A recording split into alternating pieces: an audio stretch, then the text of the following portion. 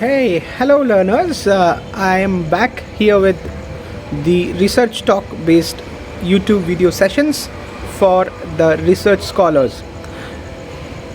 Dear research scholars, if you are new to this PhD work of yours, you are there in the process of submitting your synopsis. If you are having questions or queries, what to do, what you need to write or answer in terms of your synopsis, then this is the right platform. Today I am going to talk about what you need to prepare before you need to present the synopsis for your RDC committee. Students or researchers, if you are prepared with any sort of subject that is called academic discipline, and you are very clear this will be your key area of research, then chronologically you need to adhere certain prospects in your mind, because synopsis of a PhD related work is an identical work which any university in the context of India or university concept in the world ask any researcher to present before the RDC committee to come up with a stipulated word format document called report, where you are presenting the research committee that this area would be the area or this would be the topic that I am going to talk about in my PhD research work. Friends, in this particular framework, first of all you need to go with what would be your key topic. Likewise, if I could talk about, let's say we people are thinking about tourism education or tourism management or tourism related issues like rural tourism, sustainable tourism, or any sort of tourism prospect, until I am not going to make it clear or specific about what would be my research area, what would be the research variables into it, and what would be the demography, what would be the rationality into that, I may not be able to do that. Followed by, if you are going to finalize this thing, there are a number of keywords that you need to deal with. Likewise, whether you are going to do an exploration research, exploratory research, or inductive research, or maybe library based research or comparative analysis, or you are going to do the assessment, you are going to test the satisfaction. Here certain variables are to be adjusted, which are going to be the key area of research or maybe problem specification. But once you are talking about problem specification, there should be something that is called the making it clear how to you need to approach or appeal that particular research area or problem area. That may be their adequate sample or that adequate universe that you need to represent with your research, because it is immensely impossible for any researcher to come up with everything about an entity. Likewise, if I am talking about tourism education in Madhya Pradesh or tourism education institutions in the city Gwalior, or if I am talking about tourism education in the world or South Asia, there are different specifications that I am talking about. If I am talking about tourism education, that we need to talk about whether I am talking about the education into the context of the school education or the higher education both at UG and PG level, or I am talking about research related students about their PhD in the tourism area. So what would be your key area in terms of specification that one need to clarify? Then once you are writing the synopsis, you need to be very clear what all are the noteworthy researchers that you need to follow.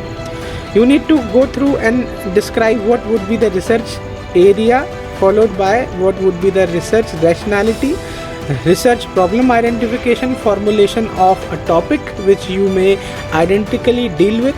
Then you will talk about how do you will find the research gap from the given previous work, maybe, I mean, let's say last 10 years or 15 years or 5 years down the line, the people of similar capacity, they have done their work, may be called up as the work related to your particular area. But it is not essential for you or someone like you that every work done is a person who is talking about your area, because there may be right directions into that particular framework. Let me quote one example. If I'm talking about tourism education, and my work is related to the tourism education for postgraduate programs, then if I'm referring anything which is related to the undergraduate, or maybe the programs related to the schools or polytechnic level, there may be a different context, though academic models may be matched. Similarly, if you are talking about anything which is common in the their terms, that can be an area of identification of gap. Then there are two things to be talked about in your synopsis. One is what is the gap in their work, and what is this gap is all about, and how does this gap is actually helping you to draw down your particular work in this particular framework meant for let's say if you are talking about religious tourism, then if you are talking about religious tourism, what is religious tourism's challenge you are talking about, or what all are the possibilities that you are talking about in terms of religious tourism, or potential development, or you can talk about framework of policy making for religious tourism propagation, or management of religious tourism potential in terms of customer satisfaction kind of thing. So you can align this thing, followed by, once you have identified the gap, then you need to justify the proper literature review that you need to cite with. Through that proper literature review, you need to dealt with the come up with objectivity and the hypothesis to be tested. You need to describe whether what kind of data you are going to take in your research, whether it is secondary data centric or primary data centric, or maybe the other sort of data centric or mixed method.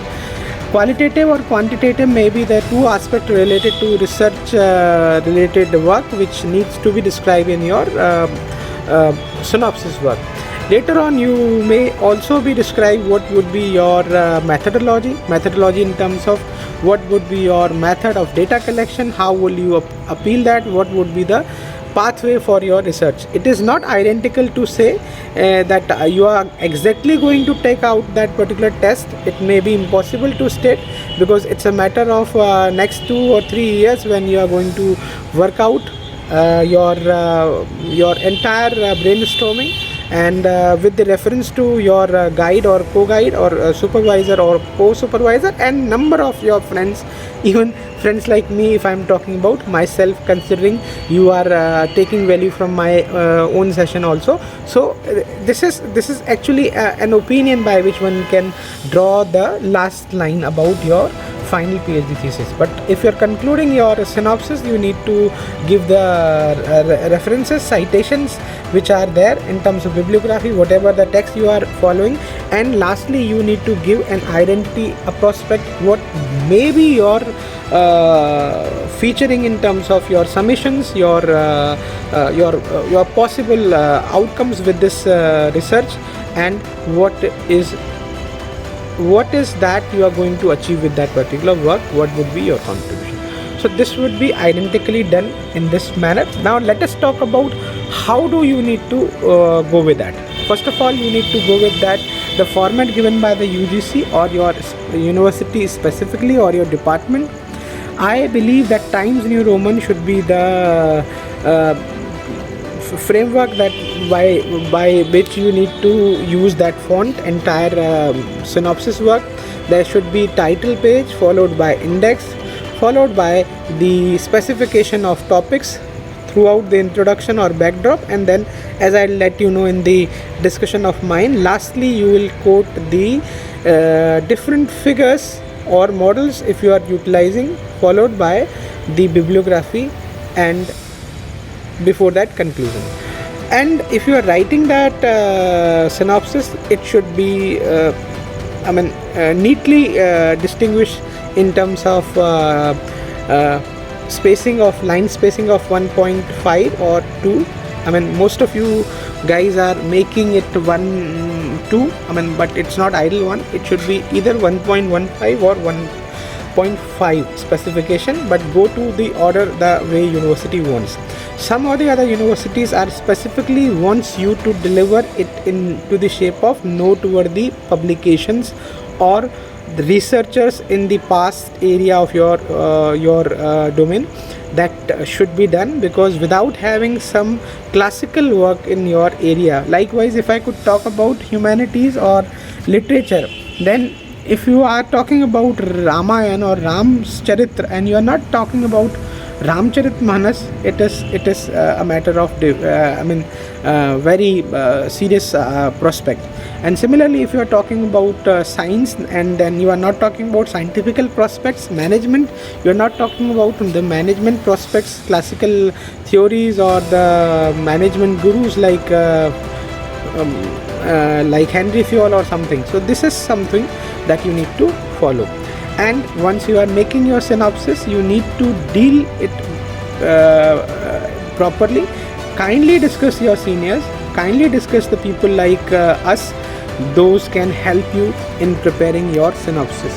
Whatever the subject may be, management, humanities, social sciences or language, you are a student, you are pursuing for your synopsis preparation. You may even be asked to be helped by your seniors or your teachers or persons like me. By the help of this particular channel, you may also ask me to help you.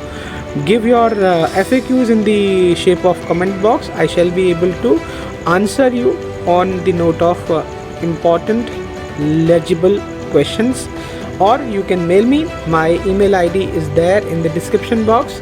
My contact number is there in many academic groups. One such number is always displayed at the end of this video. So I hope you have enjoyed this particular session with me, while I had tried to give you or contribute you onto the note of synopsis preparation procedure and what would be the modalities that you need to follow. With the similar sort of research related topic, I shall be able to come to you again with my next video. Till then, enjoy viewing, enjoy subscribing, sharing, and thank you. Good night. Namaskar.